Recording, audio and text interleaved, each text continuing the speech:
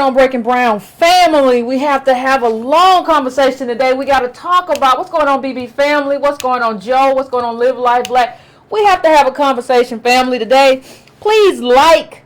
If you have not subscribed, please subscribe. If you subscribe and you want to unsubscribe, you don't got to tell me in the comments and holler at me and all of that stuff. We should be allowed to disagree without being disagreeable. But if that is your thing, I'm not subscribing. Hey, life is stressful enough. I understand. So, one of the things that I have been investigating, family, and please share. Please get your libations. You might need it. You might need it this episode. Please go to subscribetobrown.com. That's free. Share. That's free. Share it with your groups and friends. All of that won't cost you nothing. Please do that. And please hit that bell so that you get an alert when I come on. So that you get an alert, a little ding or whatever, so that you'll know when I'm on. I'd appreciate it. Listen, there's something that I've been and I want to just get to the point. There's something I've been kind of investigating. I like to interrogate things in my own mind and try to figure out. And that's kind of why, sometimes I will change my mind when I come in contact with new data, when I come in contact with new information. I'll change my mind if I interrogate and I find out, this don't really make no sense. So I've been trying to kind of assess within myself how we as Black Americans, Native Black, DOS, how we kind of come to some conclusions. And one of the things that I've kind of come to believe in terms of who we are is that we come to some of the conclusions that we come to because we don't take account of the L's.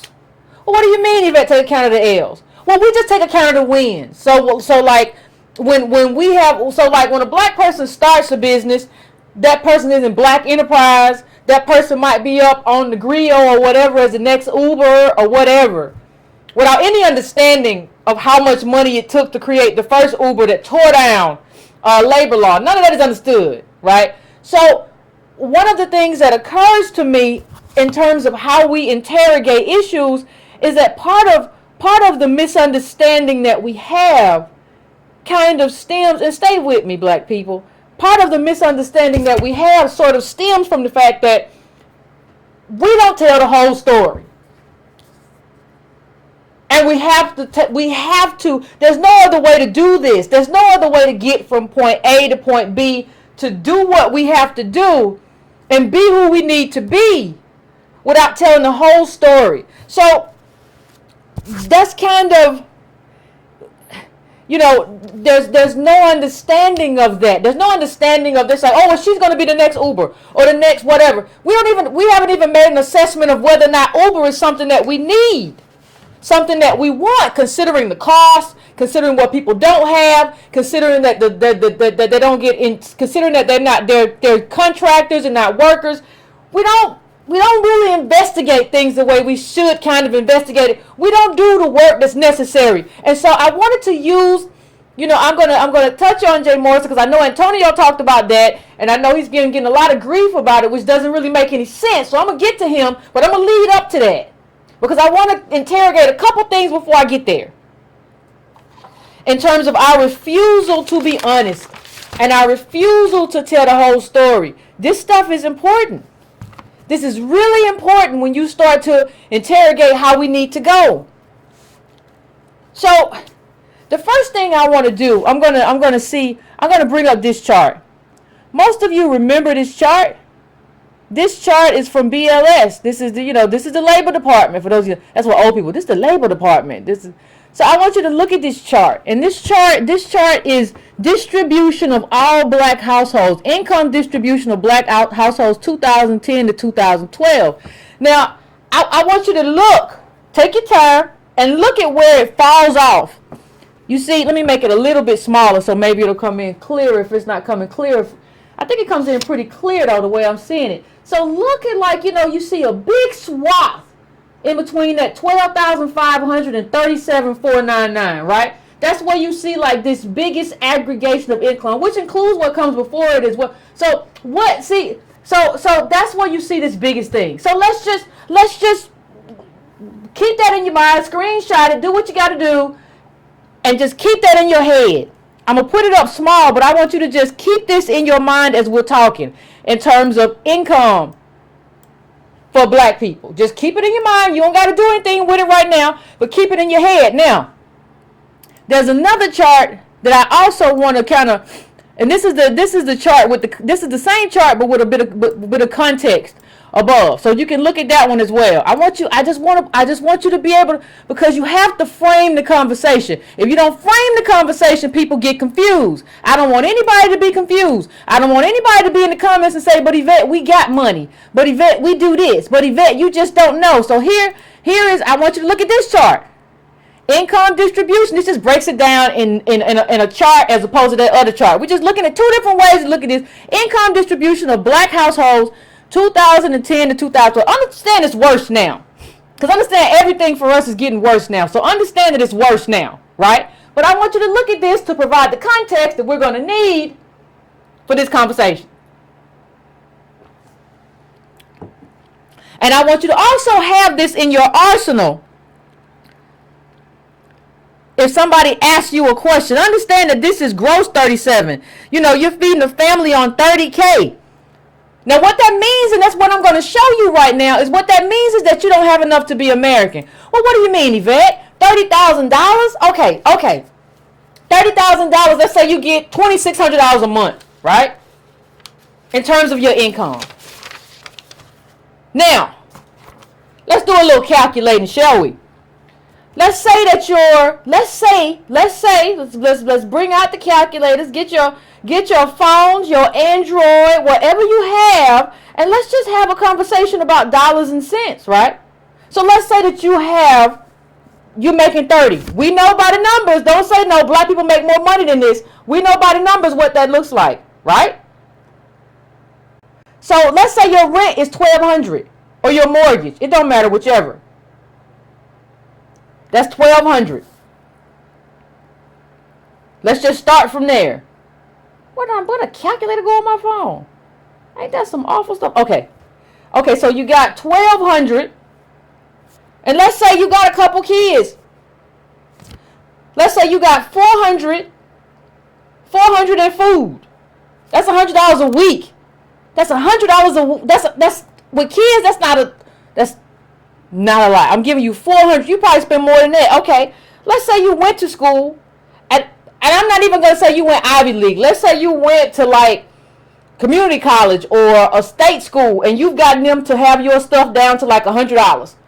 We have $1,700 in a month already. Let's say you have this. You got to have a car. Let's say even plus insurance. I'm giving you like a Toyota, $400, right, a month. The car note plus insurance. We're at $2,100 already. Please understand that. Let's say you got a heating bill. Gas, that's $2,200. Electric, that's $2,300. Let's say then you got cable and phone. Let's say you have a bundle. You, the kids, whoever. We already at $2,500. Now understand black people. Please understand me. I'm just trying to count. Understand, we started off talking about $2,600. We're already at $2,500 and I ain't finished.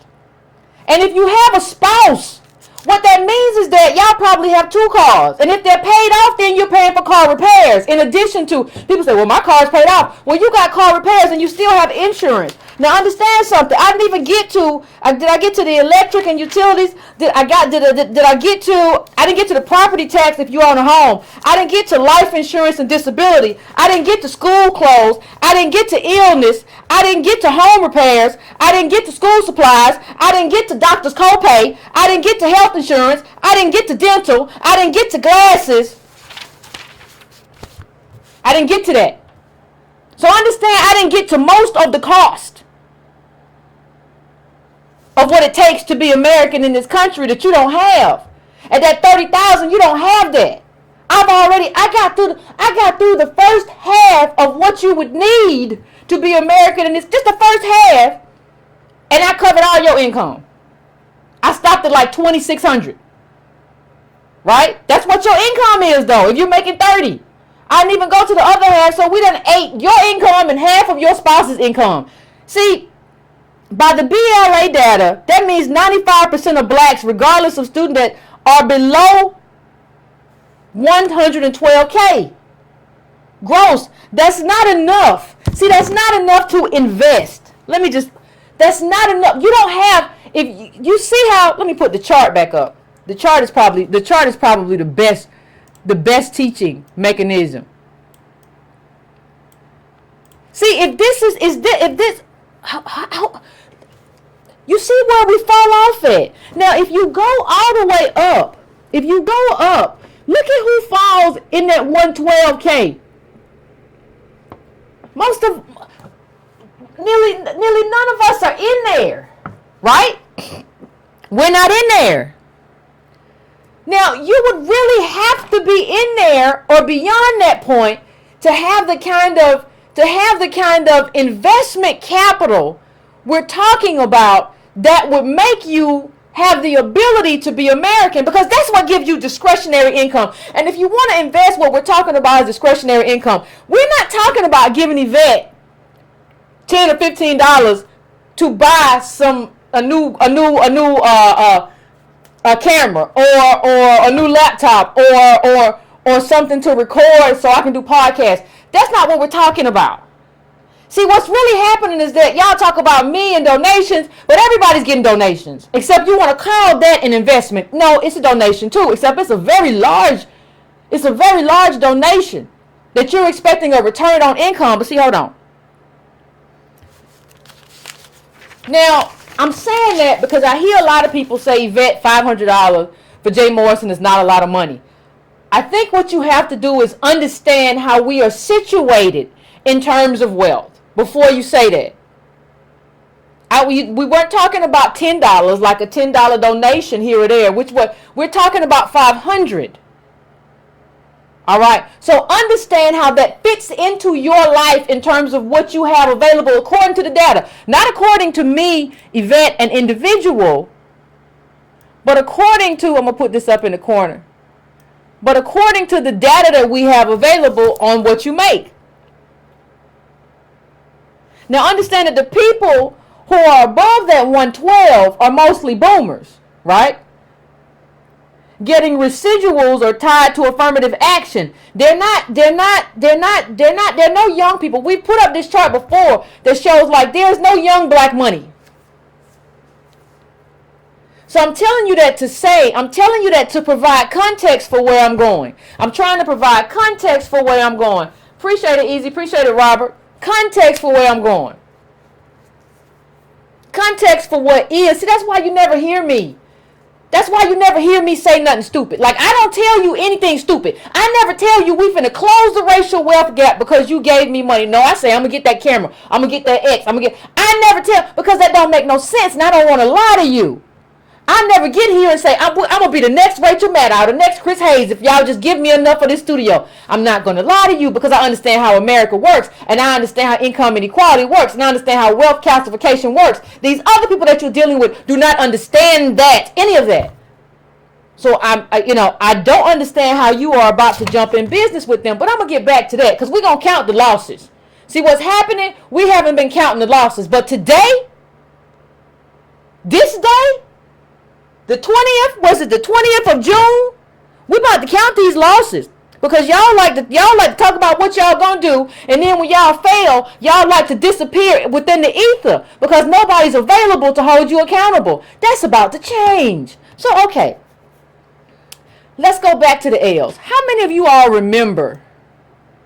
How many of you all remember the cryptocurrency mania? That's the best way to describe it. There was a bunch of cryptocurrency mania. And everybody was talking about how crypto and Bitcoin and everything was going to make everybody was going to get, black people was about to get rich. Y'all remember this little fella? Is he still running? BitConnect. Black people in BitConnect. Now, BitConnect was a Ponzi scheme. A Ponzi scheme that went under. It's over with. And black people not only, see, the thing is, don't nobody want to tell the truth. I remember how many of, not Bitcoin, we're talking about BitConnect right now, the Ponzi scheme. I remember how many of you were involved in this. I remember going on to this guy's page and seeing how many of you all were in the chat. I ain't never seen that many people in my chat that were in the chat with this Ponzi scheme who was promoting, selling you. He wasn't just like these people, these black people who were doing this.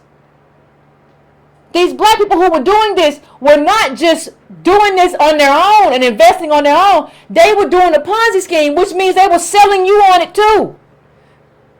But when they fail, we want to just move on from it like ain't nothing happened. You just want to skip over to loop, de loop, de loop, de loop, de loop, de loop, de loop. Like nothing happened. Like, you know, we so scared of being ashamed. We don't really talk about the fact that how many of us lost money during this whole cryptocurrency madness, this frenzy. We don't want to talk about that. And we don't want to talk about the fact that instead of dealing with the fact that we don't have enough, and the fact that we don't have enough for historical reasons, we want to try to create some kind of garbage to make it enough, or hop on to the next thing to make it enough. So I don't have enough.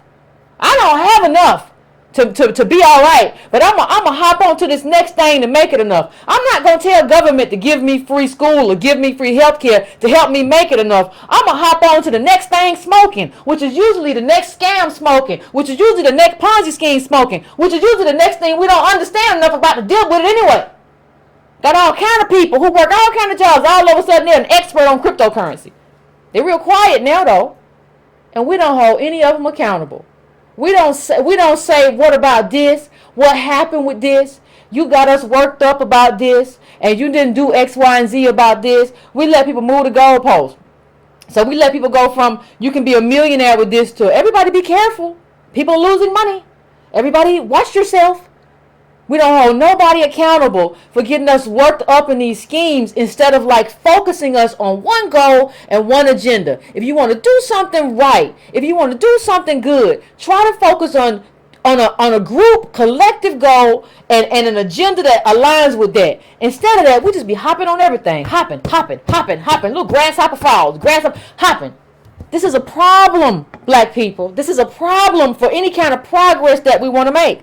Now, when you go back to the L's, let me bring up something else. Like all of this stuff, all of this crypto stuff, we have, you know, there's a lot that goes into us taking all these L's.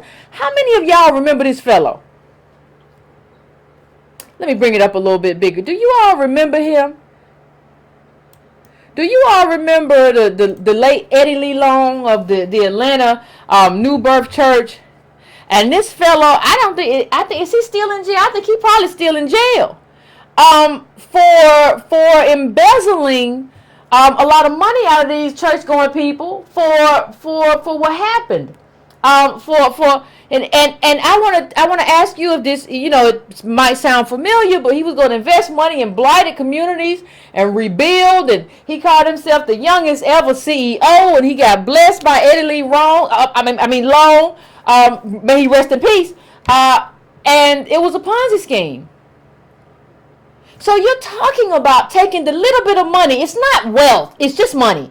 You're talking about taking the little bit of money that you have and investing it in a scheme. See, you can't recover from these schemes.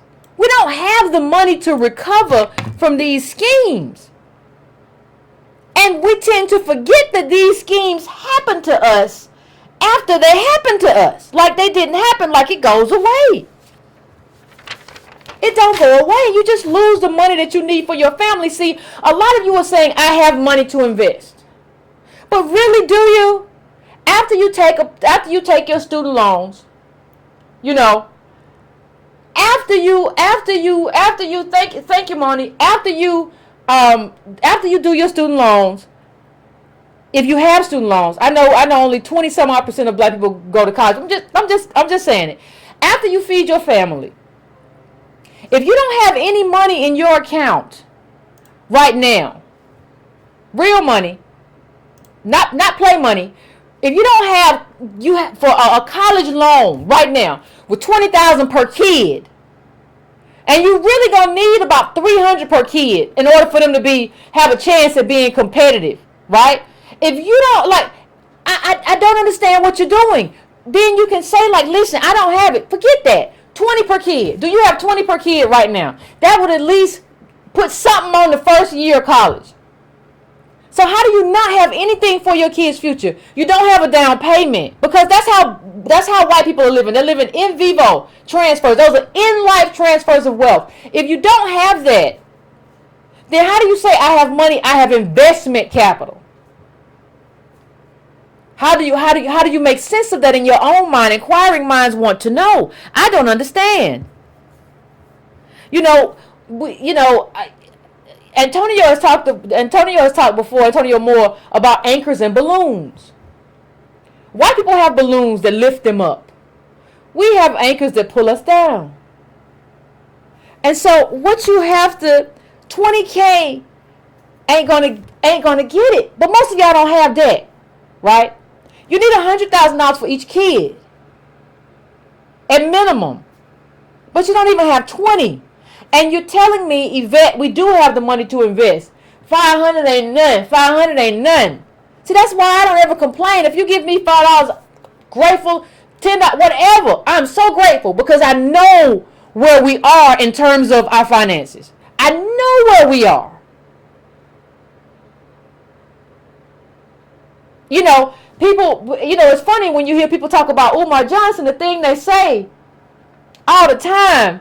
When they talk about Umar Johnson, they say, well, we could have had a school, but Umar ran off with the money. Can I tell you a secret? Can I tell you a secret? I don't care if Umar showed up right now with 700,000. Forget 700. They say he raised 700,000. If he showed up right now with $1 million, you still won't have no school. It ain't enough. It ain't enough because we ain't enough.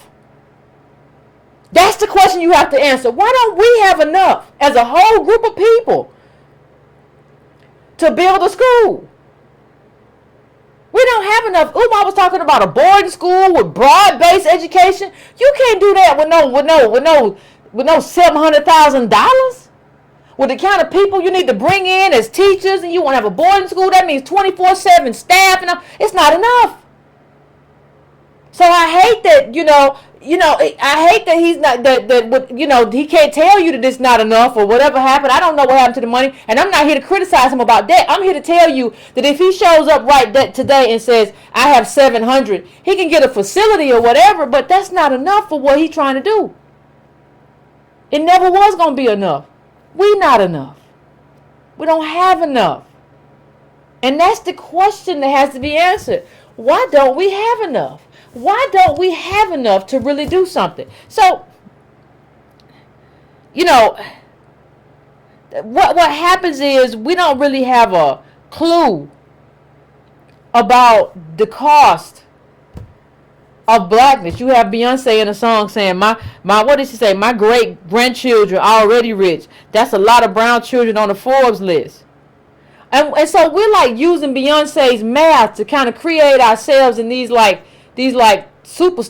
and that's even how we're doing. That's how we're doing this Jay Morrison thing. He's Black Panther. If you go to his Instagram and all this stuff. And let me just say one thing.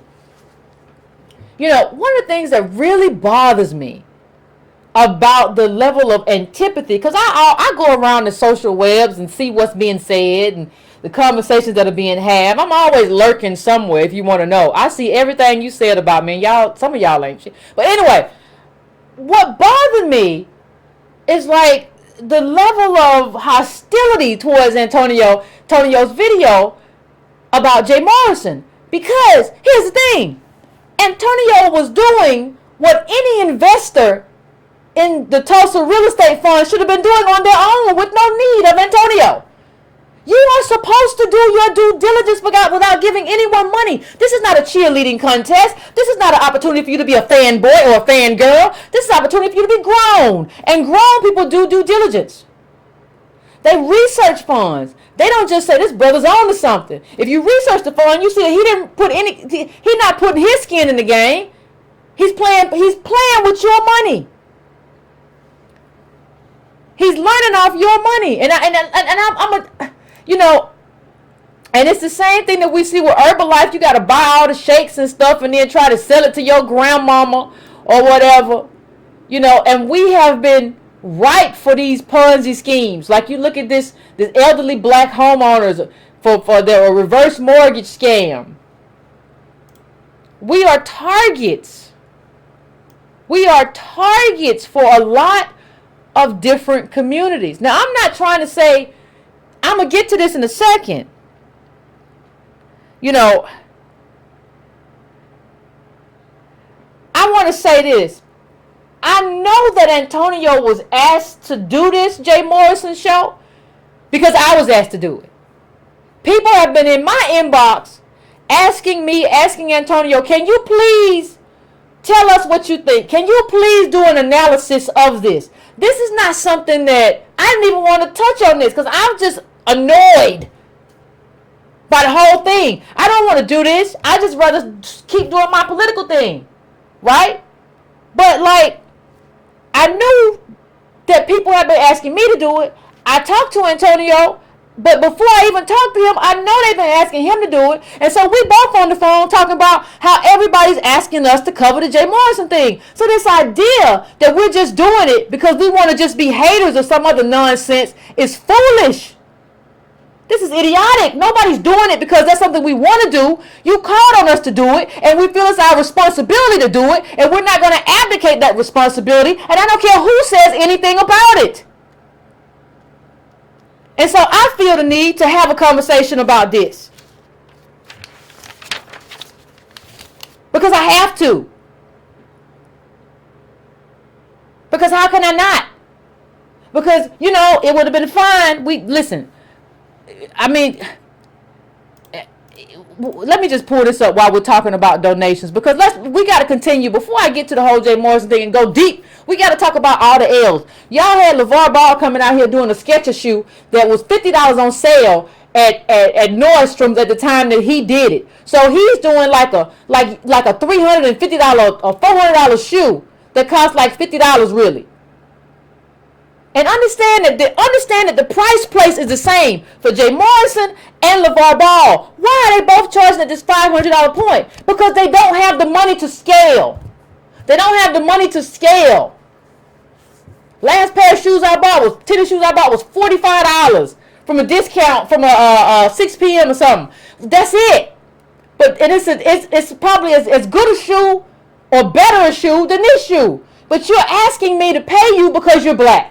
You're asking me to make a donation. Then people say, well, Yvette, you asked for donations. If you bought this $350 shoe, that's what you did too. You made a donation to LeVar Ball, who is already rich. He got son in the NBA or whatever, and you made a donation to him. That was just a donation because you paid $300 more than you should have for this Skechers shoe. Same thing. I don't understand what you're talking about. I don't understand what you're talking about. These people are not trying to be competitive. Like he wasn't trying to be competitive with his product. He wasn't trying to give you a competitive product with this baller brand shoe. He was trying to make money. He can't scale. So you ask black people, but look, I'm black. So can I get the donation or what? Thanks, Aha. Because I'm black. And you say it's capitalism. No, not when I can get the same shoe for 1/8 or at least 1/5 the price. That's not capitalism. That's donations. At least understand when you buy the shoe, you're just making a donation to a man. And in this case, a man who's already rich. In hopes that he builds some kind of business that benefits you, but I don't know if he's fleecing you for $300 if he's gonna do that. See, understand that we're in a bad place, black people. We're in a bad place in terms of our level of understanding. And for those who don't know the background on the shoe, the mellow or whatever these children, this is kind of the background. The shoes look very simple, and there's a reason for it. For those of you who don't understand our relationship, there's a lot of schemes that have been used on us. So just have that. When you see something, not accusing anybody of anything, but you have to remember the Baptist, and this ain't even the same fraud I just mentioned about the guy in Atlanta. This is this is something else, and then we got something else here. A lot of fraud going on. A lot of people are frauding us. A lot of people are looking at us and seeing stuff that's ripe for the picking. I'm just telling you. I'm just trying to have a conversation with you. Here's another one. The church funding project cost faithful investors $3 million. The nationwide scheme primarily targeted African American churches and raised at least $3 million from over 100 investing churches located throughout the United States, believing they would receive large sums of money from the investments. Many of the church victims committed to building projects, acquired new debt, spent building funds, and contracted with builders. Now hold on, that one was what, $3 million? This one right here, $3 million? Okay, we got a lot of little scams being run on us, boy. Here goes another little Ponzi scam. Here goes another one. Ponzi scheme targeted African Americans and Christians. Defendants perpetrated an affinity fraud. And affinity fraud was when they come in and they say, well, you got to help me, I'm part of your group. And you find out about them from a friend or a relative or whatever. That's affinity fraud. That's affinity fraud. Come on, man. We're marks for these people. Raising at least $16.5 million from mostly African American and Christians by falsely representing they would receive returns through investments in, among other things, real estate. Real estate, small businesses, and markets of the world. What in the hell is... I wish I was in a room and somebody told me I'm going to receive money from a market of the world. I think I would have jumped somebody. Somebody have to bail me out. What is a market of the world? Who are you talking to about a market of the world? You either crazy or you think I'm crazy. Which one is it? Either way we going down. Either way we go. A market of the world? What is a market of the world, ladies and gentlemen? Can somebody answer that for me? What is a market of the world? I don't know. But what I'm telling you, ladies and gentlemen, what I'm trying to get everybody to understand is that we have a lot of losses in this area. We have taken a lot of L's from people who have promised us we were going to be business owners, we were going to make money, we were going to rebuild, we were going to take part in American capitalism, that for the first time things were going to happen that had not happened before. And, you know, what I want to say is that we have to be diligent. You have to understand one thing. Being diligent is not the same thing as being a hater. You are supposed to, see the thing is with Jay Morrison, there's not even, when you see these Fortune 500 companies, right? And there's a strong board. You remember Steve Jobs got ousted from his own company initially because there was a board that had the power to do so. I haven't seen a board that has the power to do that with Jay Morrison to get rid of him. What I have seen is a key man clause. Now I want you to go and watch the Jay Morrison video, which was a response to Antonio's video. Right? Go and watch it. And he just says, he kind of skates over this thing, which infuriated me. He said, well, this key man clause, this key clause just basically says that I'm the man and I'm important to this. No, that's not what it says. That clause says that if you skate and you run away, that this fund doesn't really owe anybody anything. That's what that clause says. And then you have this thing saying my first IPO. It's not an IPO because you're not on the market. So I can't decide that I don't want this anymore and sell it and say I don't want this no more. I'm done. I don't have faith in this. I ain't got nowhere to put it. I'm stuck. I am stuck. Listen, black people, we stuck right there. Understand that this is not an IPO. See what it feels like to me. What it looks like is that what you're doing is using this stock market language, because normal IPO makes sure you have to have a certain amount in hand. Right? You have to be, $250,000 or something like that to be involved in these risky investments. So he wants to make you feel like you're involved in an IPO, and he's taking advantage of the fact that too many of us don't know what a real IPO looks like. So my first IPO is not an IPO. It's not an IPO. And you got this Montel Williams picture on here, and you try to look like a celebrity. How many IPOs have you ever seen which hinge on like the persona or the personality that is being marketed? Please tell me how many. I want to know. I've never seen it. It's usually about the product.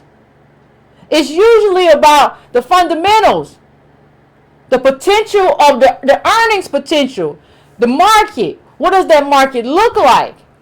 How much do you have on hand? How much property have you bought? And what have you done with it? Because judging from your paperwork, you don't have any money.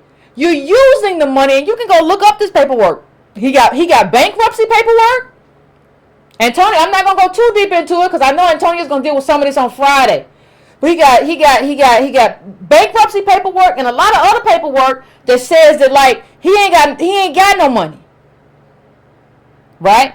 So if you ain't got no money, I'm trying to understand how you make a video and say, if you're not my equal, you don't get to criticize me. Bruh, everybody your equal. If you worth like 30,000, all black people is your equal. Then you say, if you've never filed an SEC report, you know, you don't get to say nothing about me. If you never filed, you filed one SEC. One. You don't get to file one and say, don't talk to me. You don't get to do that. What sense does any of this make? Then you say, well, you don't get to criticize me, you know. And the thing is, you haven't been successful yet. I have seen no fruits of your success. You keep saying, I've done this, but like, why didn't you, as people keep saying, well, Jay Morrison's a millionaire. If you're a millionaire, why didn't you put $1 million down? Why didn't you put in the first 500? If you're a millionaire, I don't see any indication that this person, this Jay Morrison character, is a millionaire. I just don't see it. I'm willing to see it. He has lived a life of failure. No. Yvette, don't say that. Yvette, are you being black respectability talking about him being in jail? No, I'm not saying, listen, I support us changing mass incarceration. If you tell me you just got out of jail, I will support, and I think the government should support because of what the government has done to black men by putting them all in cage. I think, and putting us black women too, but not at the level of black men. Nowhere near that. But I think the government should support stuff that allows us to be reintegrated into society. I support you becoming gainfully employed. I support all of that. I support you finding a job. I support you being able to feed your family, your kid, and everything like that. I support all of that. I will support you. I will go to bat for you. And if you decide you want to be an activist, it doesn't escape me. Malcolm X was an ex-con, ex-thief, or whatever. If you want to become an activist and do all of that, I got you. I'm with you. But at the point you want to collect millions of dollars and tell me you know how to invest them better than everybody else, then I got a problem. And I'm going to tell you something else. I got another problem. That's not my only problem, Mr. Morrison. If you really wanted this fund to be successful, and you know your background as an ex-con, and you know what that means in terms of, because trustworthiness in business is very important. Background is very important. What I need you, if you're really a selfless man who's doing what is necessary for the community, what I would need you to do is actually, maybe you sit on the board, or maybe you're a silent partner if you have real estate experience, and you give advice to the partner who's doing all the press, all the heavy lifting, and the ones in control. Like, if you are a selfless person, or do you just want to see yourself thinking you're looking cute on the little IPO poster? Which is it, bruh? Because I'm not enthused. I'm not moved. I am not anything. You know, the way he got the whole thing set up, he has it put as if the first 12 million, 621,000 is like for working capital, marketing, and websites. So what's happening is they paying themselves first with the money. Like they end up getting 50% of like whatever. And then he says, well, we give you 50% of profit, but you get to determine what profit is. So wait a minute. If you give yourself a $300,000 salary or whatever, you can say, well, after my salary and everything, there was no profit. So what sense does it make for you to say you giving me a 50-50 profit when you get to determine what is left over for profit? And we already know what your appetites are. You said you read in the 21 Savage at the Gucci store. What you doing at the Gucci store? You down for your people, but you at the Gucci store. I've never been in a Gucci store in my life. And I don't even really want to go to one for what? I'm not an aristocrat. Like I'm not from that class to buy that stuff. No. I'll go in the Nike store and look around, and then I'll go and see if I can find it for $45. I don't understand what we're doing. See, here's the thing. This is what it says. And I'm just going to read this. No public market currently exists for our interests. The company will be managed by Tulsa Founders, LLC, which is managed by Jay Morrison, the manager. The company has set a minimum investment requirement of $500. Subscribers may start funding. We go from subscribers to investors, all kinds of stuff. May start funding their investment account with as little as $50. But their funds will not be invested, and they will not become a member until their individual account has reached a minimum balance of $500. There are no provisions for return of funds once the minimum of 2,000 interests are sold. Purchasers of our interests qualified hereunder may be unable to sell their securities. Let me read that one more time. Purchasers of our interests qualified hereunder may be unable to sell their securities because there may not be a public market for our securities. What? So I can't get rid of this stuff I bought, even if I determine it's garbage? Okay. Purchasers of our interests qualified hereunder may be unable to sell their securities because there may not be a public market. Any purchaser of our securities should be in a financial position to bear the risks of losing their entire investment. That's from the SEC form. Who says that on the SEC form? Oh my God.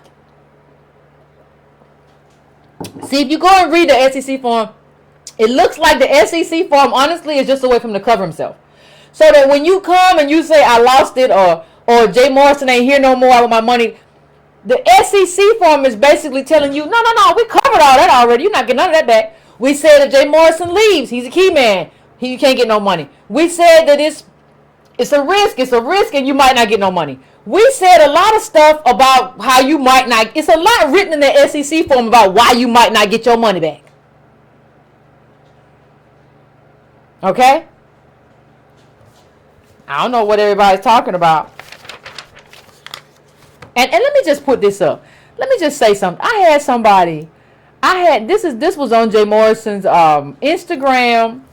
And I just want to say, I had somebody who told me they were an investor, and they said, Yvette, you just don't understand investing.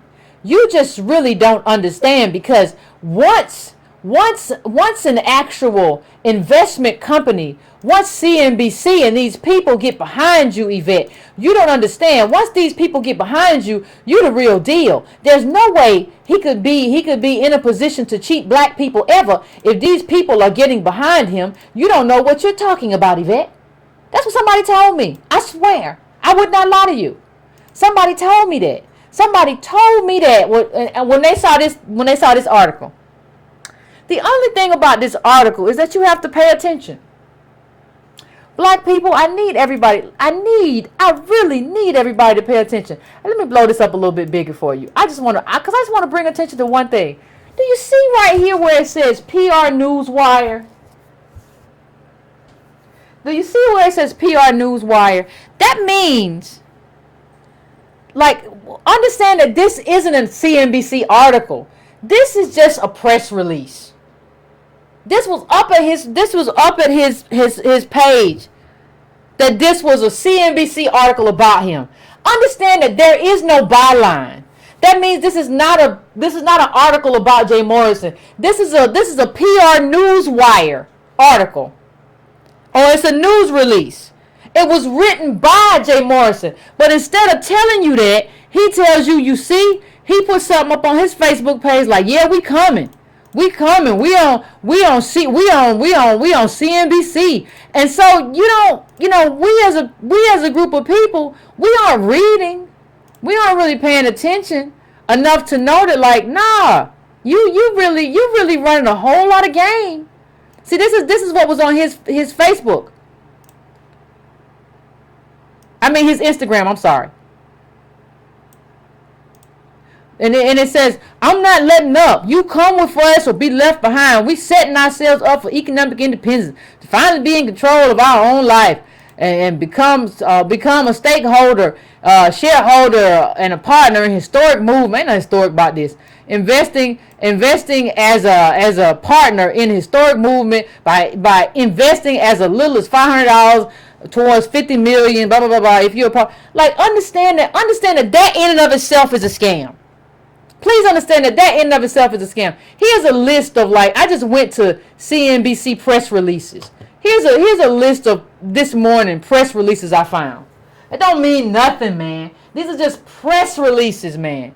This is not CNBC riding with you saying we interviewed him. So why even post that? Why even post that on your Instagram if you're not running something that ain't quite right? It don't make no sense. None of this makes sense. Either, I'm not saying anybody's scamming anybody, but it could be you don't know what you're doing or whatever. Either way, like, this is not this is a problem. This is a problem that you put this up as if CNBC was behind you. And I got people on my page who say they're investors, and they're telling me, Yvette, you don't know the financial. And let me just say this, even if CNBC had interviewed him, please understand that the woman who just got caught up on wire fraud charges, what was it, for Theranos, so that company that she ran, Elizabeth Holmes, please understand that she used to be a darling of CNBC. Having financial journalists follow you would not be an indication of how good you are as a business person anyway. Not needing a white company. You talk all this stuff, like he'll talk about we're gonna make ourselves. But then in the video, if you go back and watch the video, he talks about how this whole framework is based on a white company. A conversation he had with a white company. Then he bases everything he is or his bona fides on getting covered by CNBC. It's kind of like when I went in on Pan-Africanist the other day. Like, their whole thing, like, if you go read the Golden Age of Black Nationalism, they base their whole thing on we're going to be imperialists in Africa, and we're going to teach Africans Christianity and everything else, and we're going to bring them up. And so once we become the leaders in Africa, they won't need slavery anymore. And it was just weird.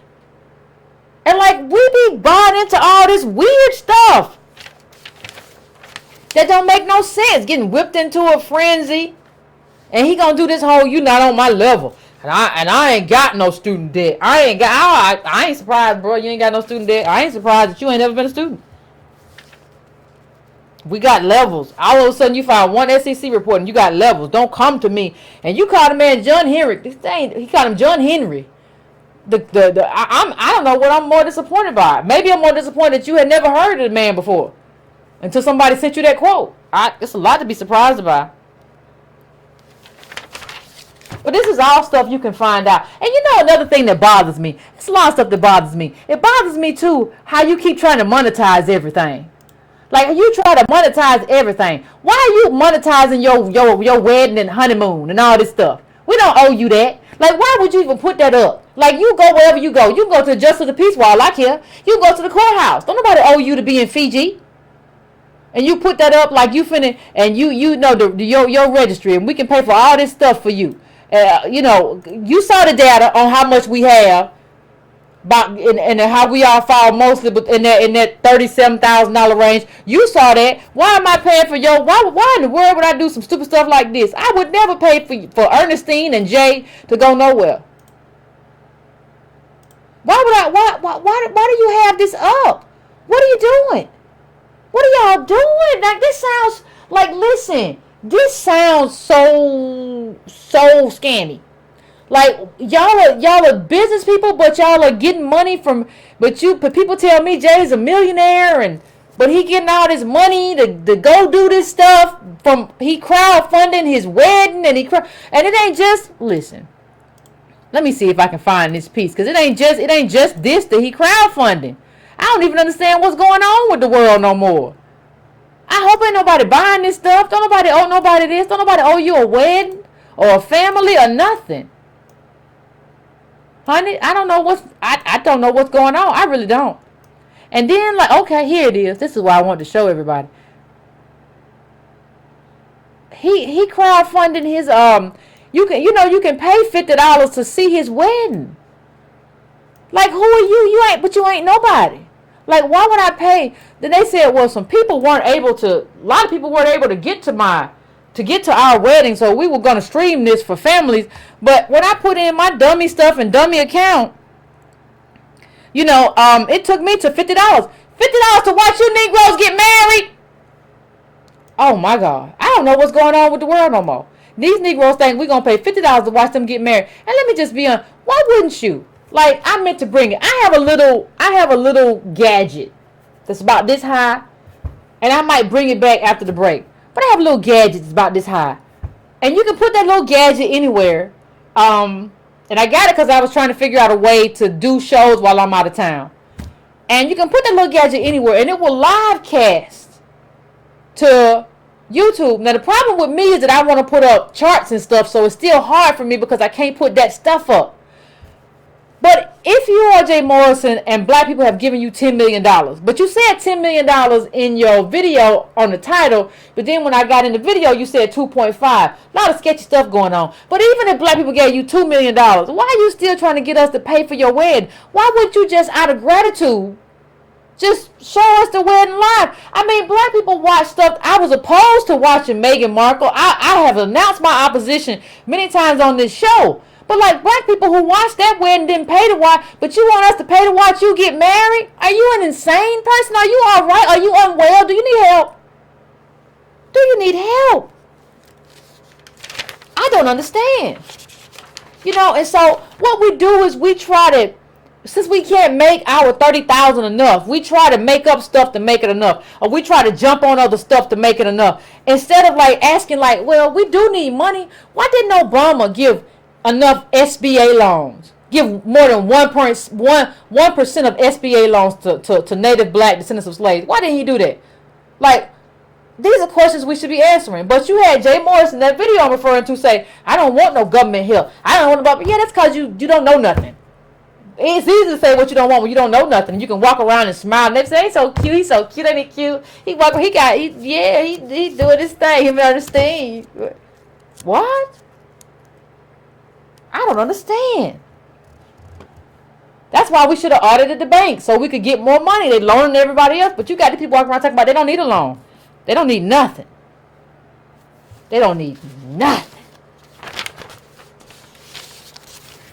That's fine. But I'm gonna it's about 54 after. So I'm going to go to the phones. I hope y'all will stick around to listen to the calls. See what everybody got to say, because I want to hear what everybody got to say too. I want people who've invested in the fund. Y'all call in. Give me like 4 minutes or so, 3-4 minutes to set up the phones. I want y'all to call in. I really want to hear. I'm curious. And I'm open to changing my mind. Like tell me something. I know y'all went extra hard at Antonio. I gotta go to bat for my fam. Y'all went extra hard at him for trying to do what y'all asked us to do. Well, y'all just trying to get a bunch of clicks. I can show you how much them. Oh, whatever. I ain't gonna even. But I'm gonna give me 3 to 4 minutes. Then we gonna go at it. I ain't playing with nobody.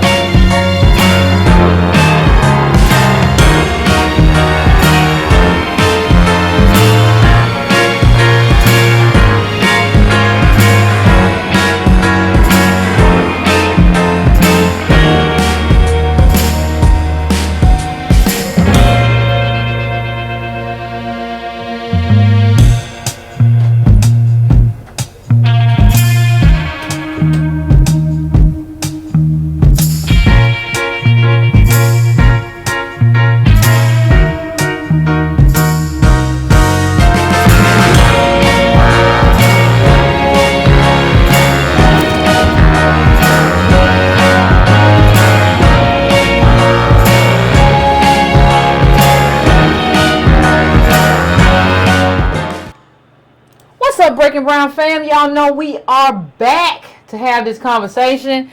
Y'all already know who I got on the line first. Y'all already know. 310. I'm coming to you. What's going on? Yeah, what's up? What's going on, Antonio? I've been watching. We don't count the losses. You're right, because we don't count the pluses either. We just think we chocolate covered white people. And everybody loved that Beyonce and Jay-Z was at the Louvre or Love or whatever it was, just talking real reckless. They don't understand the impact of having those people in white homes. Mm-hmm. White people don't even get to see black people, and the only black people they go see is the rich black people. I hope your kids can eat that. So, when we look at this thing, Black America, in a lot of ways, doesn't understand where we recently come from, let alone where we come from, over the course of hundreds of years.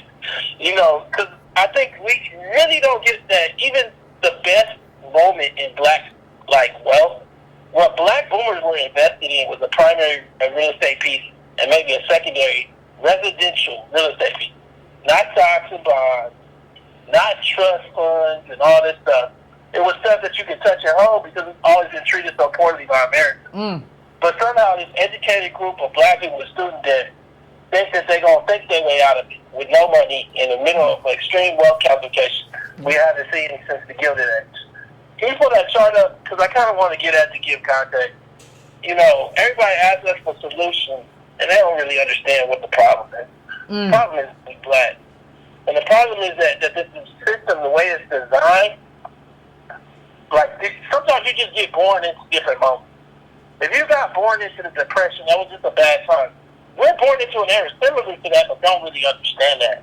So we just be talking, and you run up the dude, Jay Morrison, talking about equal. If he talking about me, we on different levels. Ooh. On one level, I know, just bringing it to the clear, he was talking a lot about trust funds, and my mom and my daddy had me at 16. I have no problem telling you that. Okay. And also, my grandmama didn't own a house. I think his grandmama did. And our lives are different. So, but at the same time, I went to UCLA, one of the top 10 institutions in the world. I don't know what happened with you and why you ended up selling dope. I'm not judging you for it. But we on different levels. I got nominated for an Emmy last year. I understand that.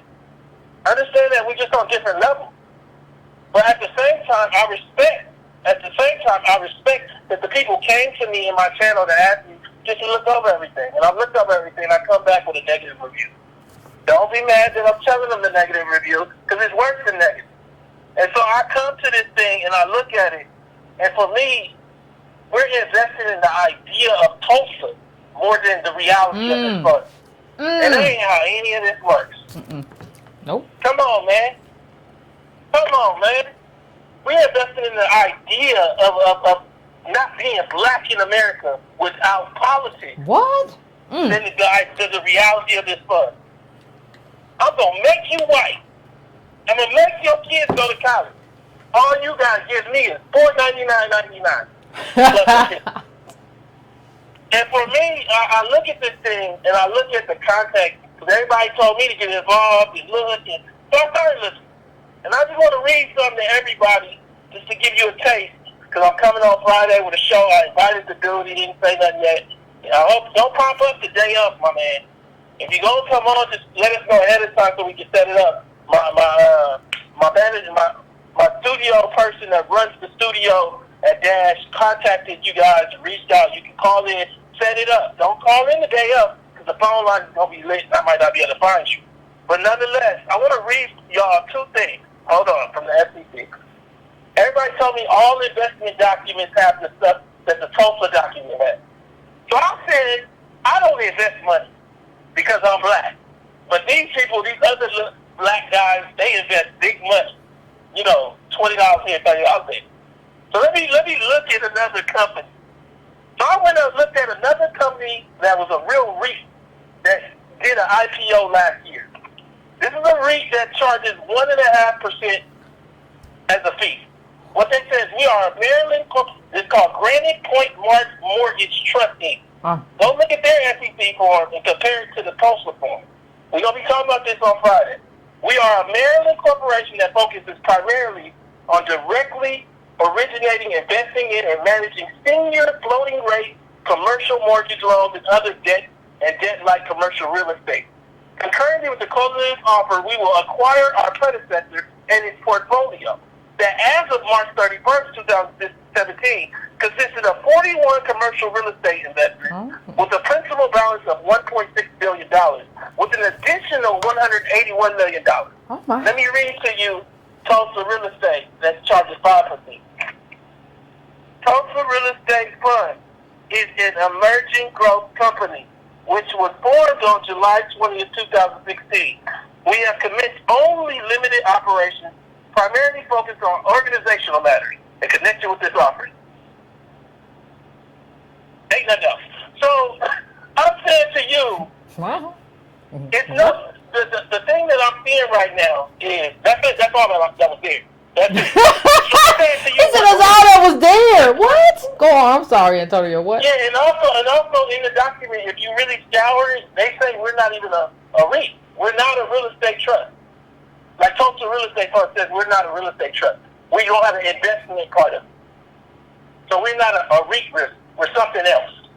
And so all of this is to say, what we have right now is a black America that's crazed by aspiration, that refuses to understand blackness, politics, the history of blackness in this country, the reality of what your children are facing, the reality of not having anything saved. You cannot give somebody $500 for an investment when you don't have $1,000 saved up for a rainy day. Let me say that again.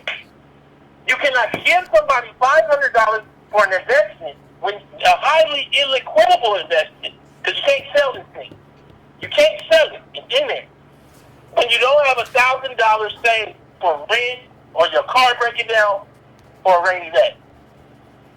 I shouldn't have to tell you this as a grown person, but I feel like we need to know that. Because people are having problems counting right now. A lot of this comes out of hip-hop. A lot of this comes out of the anti-hero crack dealer, like was covered in my doc with Freeway Rick, where Black America's up became down and Black America's down became up. You know, Jay Morrison said some little slick stuff about student loans.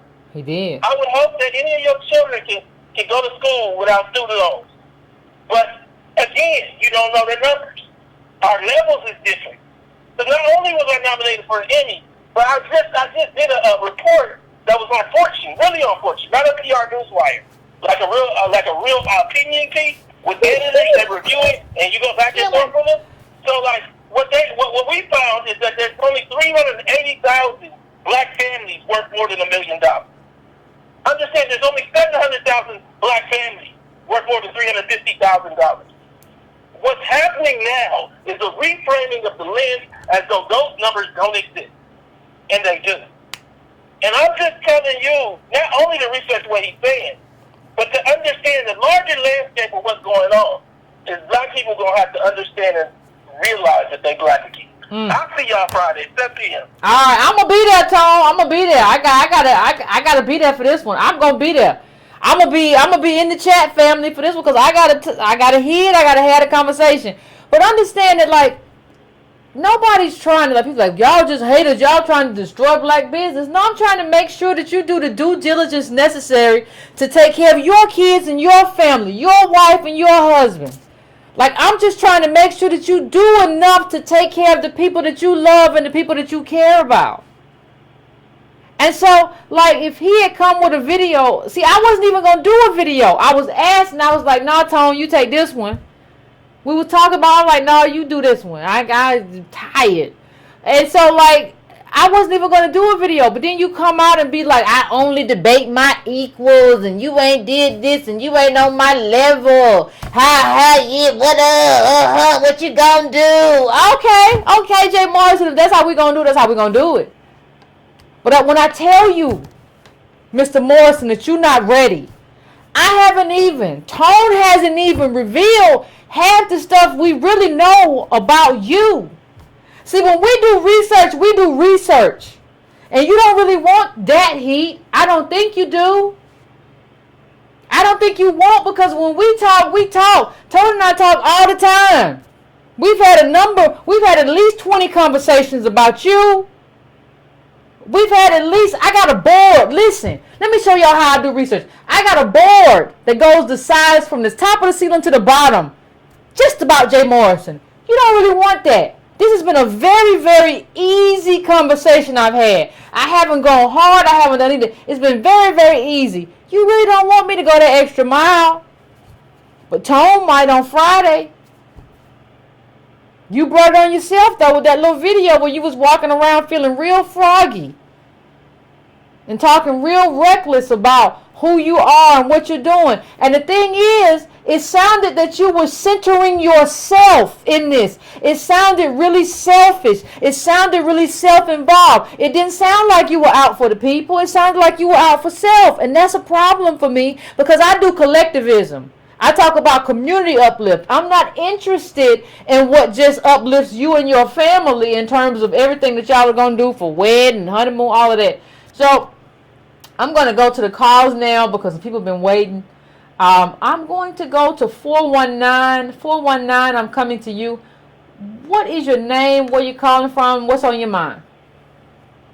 My name is Pops. I'm calling from Toledo, Ohio. What's going on, Pops? I can hear you just fine. Okay, good. Hey, listen, my problem with this whole thing is I would think that collectively we would have to do something together financially.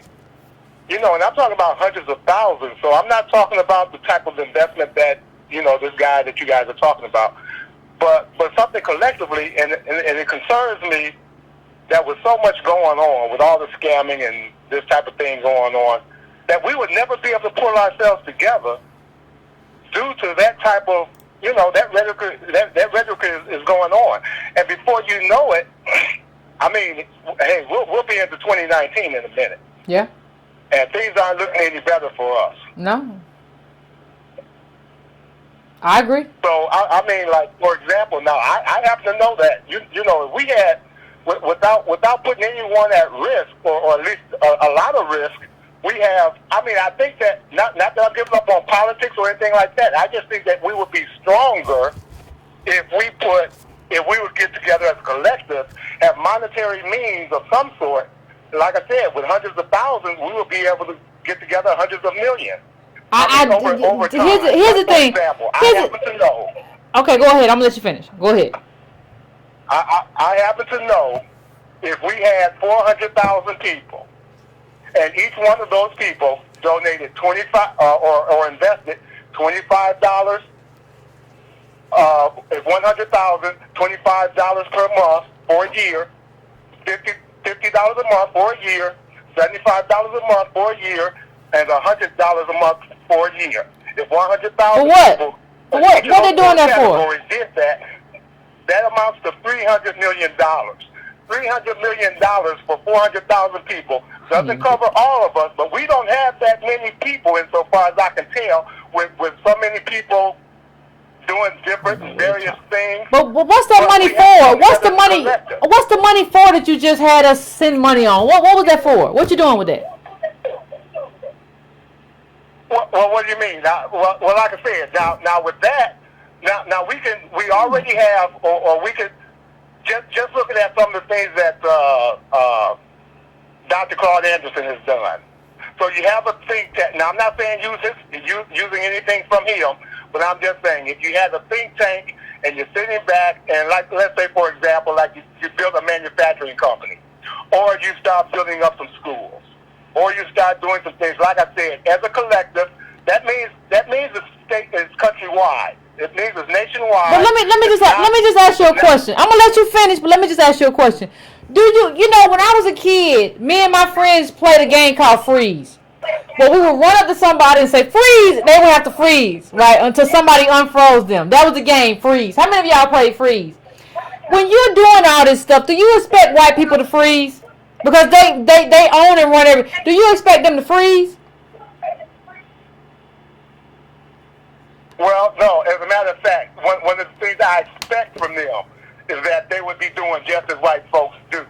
So I wouldn't expect them to freeze. But one thing it is that we do need, one of the things which has hurt us the most out of these last 40 or 50 years is the fact that you know that in the 80s, I believe, is when they took all radio stations, all media away from black people. Yeah, the Clinton. No, nationwide. it was. I think it was the 90s under Clinton. I think that was Bill Clinton. I think that was during the Clinton era. But go on. I'm sorry. Oh, okay. Well, it started during the Reagan era. Clinton probably did a better job. But nonetheless, when they did that, Telecom Act. that took away our voice to each other. We were no longer able to speak to each other collectively across this country. So, but by doing that, you know, a lot of things going on right now. We're finding it hard to reach out to people who should be on the same side as us. They look like us, but they're not on the same side as us because they're being more influenced by white media because we don't have a Okay.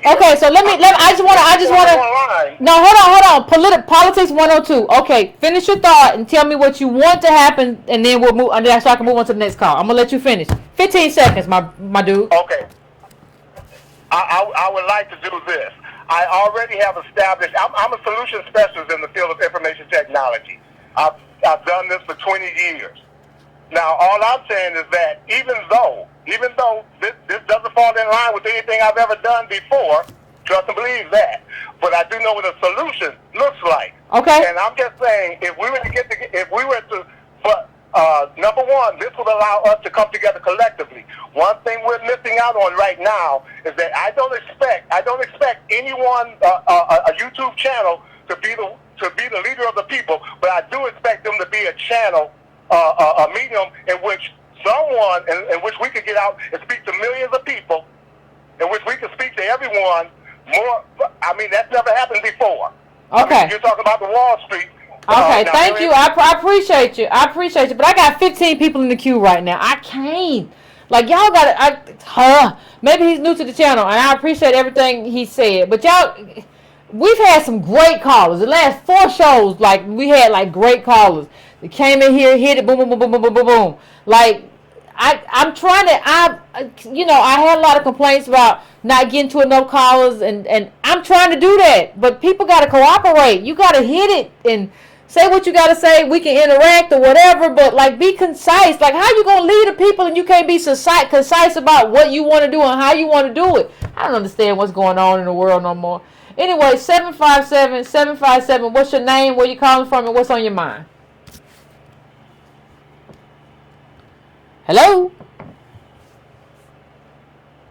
You there, 757? I guess 757 fell off. 410, what is your name? Where you calling from? Hi, Yvette. This is Elle. I'm so happy that I was able to call into your show. Thank you. What's going on? What's on your mind?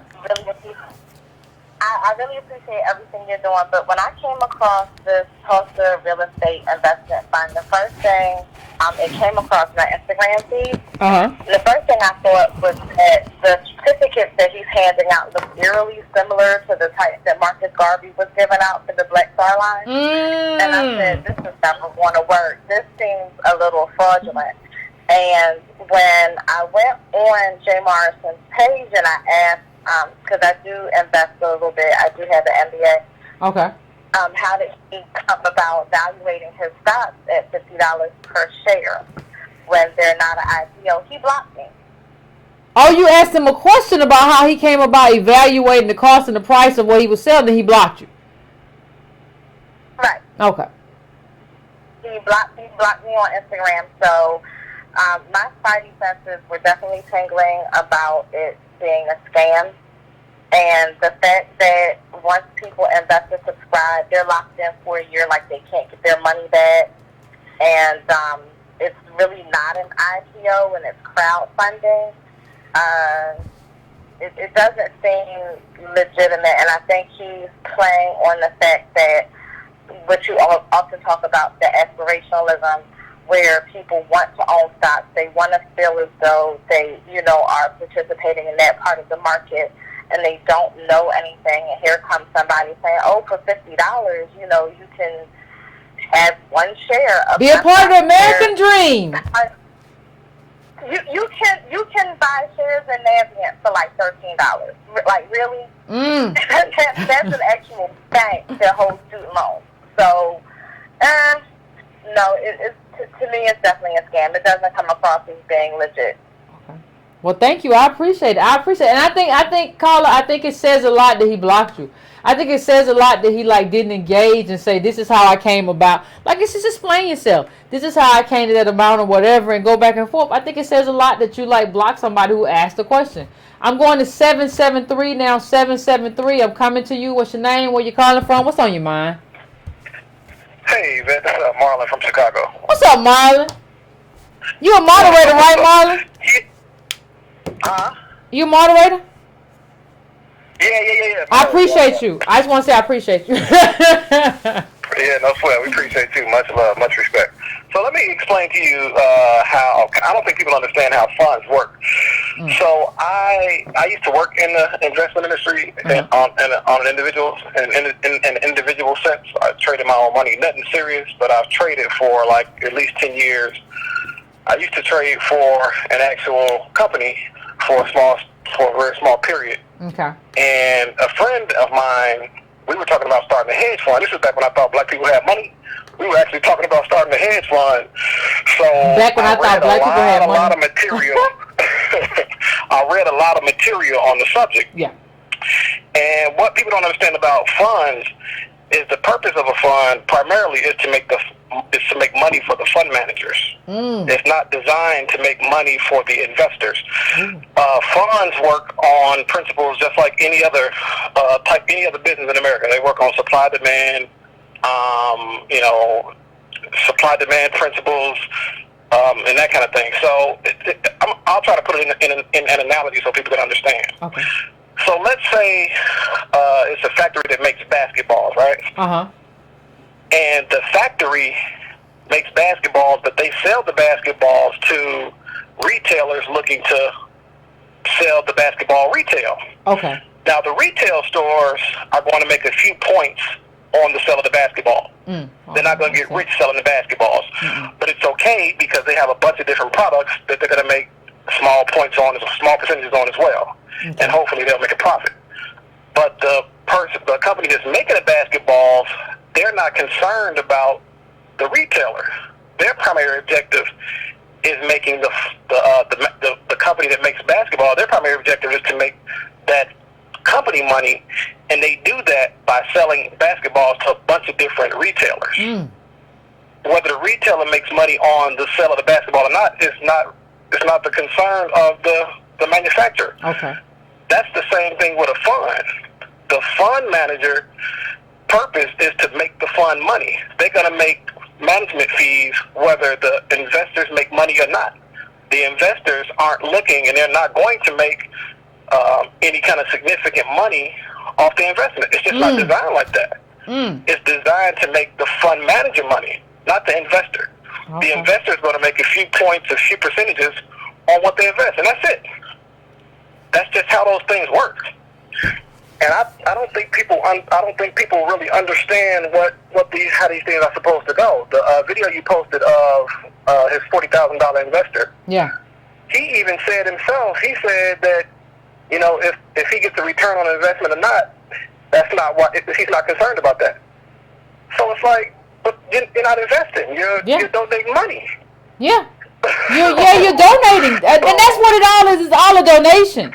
It's a donation, but except with this donation, you're enriching this man.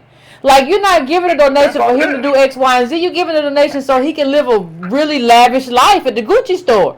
That's not enough. That's not good for us. How is that good for a collective community? Yeah, but I just want people to understand that it's a wholesale retail type relationship. It's not something that's going to close a wealth gap. It's not something that's going to make anybody rich outside of the fund manager. That's the purpose of a fund. So. Yep. Thank you, Carla. I appreciate you. We down here in Chicago putting in work. So hopefully we can give you some real good updates pretty soon. Okay.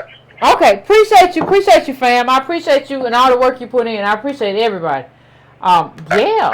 This joint. Appreciate everybody who is facing the mods and the people who are putting in work or whatever. I'm looking at the chat. I see. Army. Now, what up, Army? Anyway, I'm going to the next caller. I'm going to 973. 973. What's your name? Where you calling from? Hey, what's going on, Yvette? Caller from out of Jersey. You know what? I'm glad that you're putting out the information. Okay. And like I said, when I listen to you guys, I gotta base it on your record. I mean, the same naysayers was coming down on you guys when y'all was talking about Bitcoin. I remember. And we fast forward to now. Y'all records, y'all about 2-0 right now. So, it speaks for itself. And I don't have too much knowledge on the stock market, but what I can speak on is what my eyes see. And when I seen the ad and I seen, this guy in a nice suit and it looks like they in front of a mansion with handsome black men and fly black women, I'm like, is this a music video? Like what are you selling here? And like when you guys talk about toxic aspiration mixed with swag, just like when you had, Farrakhan and a million more march, and he had a VIP section where Puffy and them hung out. Did he? I didn't even know that. You telling me some stuff I didn't even know, bro. Please. Yeah, they had a little VIP section up front. So, so it's just like, so now I'm just like, okay, are you really giving us a way out of this economic disparity that we in, or you selling us drinks? You know what I mean? Are we going? This going to be like another? We're living vicariously through you. You know what I'm saying? You looking fly, and your girl looking nice, and like I didn't even know about this whole wet thing. So once I seen that, I'm like, I really don't know too much about it.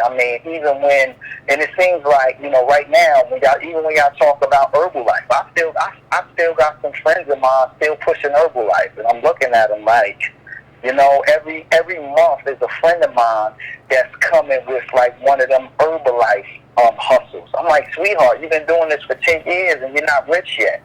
You know what I'm saying? So it gets to the point where when I see her call, I don't even pick up anymore because I know she's trying to solicit me into a new scam.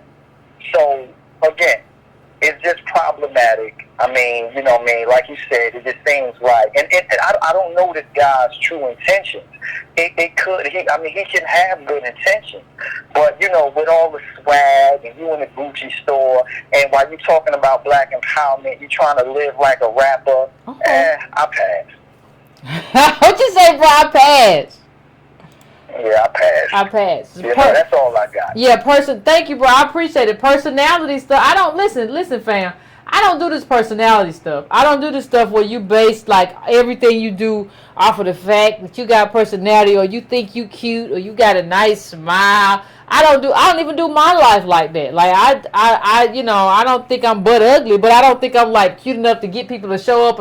I don't do anything like that. I hope that I give you information that you can use. I hope that I do enough research in terms of politics to get you or help you get in a position to where you can understand stuff better. All this old stuff, I stand next to Black Panther like this, and I don't do none of that. Like I do stuff where like I hope you enjoy the what I'm giving or what I'm presenting in terms of political education. That's the only thing I can do. All this other stuff about personality, he too old for that anyway. You too old to be playing these kind of games with yourself. I don't know what to tell you anyway. But I'm going to the next caller. Next caller I'm going to is 424. 424, what's your name? Where you calling from? What's on your mind? Oh, there you are. Hey, it's Jason from LA. What's going on, Jason? What's on your mind? What's on my mind is I guess I had to call in again to talk about the IT part of it. I haven't had to do that since the whole Charles Wu thing, so. Okay, go ahead. And it's basically like it's not even seeing the financial transactions that you're doing on his website, and you run his website again, and it's going to GoDaddy.com. So that basically tells me that he don't have no employees, which means you're basically depositing your money straight into his bank account for his business. But how do you get that from the fact that it goes to GoDaddy though, that he don't have no employees? How does that? I'm lost. Okay, because that goes back to the Charles Wu thing that we did when I had to run who is on his website. It went to the address listed was business. You ran the business address that gives you the, you ran the business that gives you the LLC paperwork, which gives you the address, which told me that he owned 3 businesses at that website. So that means you got an IT shop, which means if he has an IT shop, he's got HR, the lawyers that handle the HR. Okay. That means he has a business. Okay. So you have to run it like that, And then second was the whole IPO thing where he's like, you have shares, but, if you watch the Vlad video, he basically kind of questions him, like, how many shares do you own? And he says, well, it's not really like shares, and, so there really are no shares, and people talking about it's, 8%.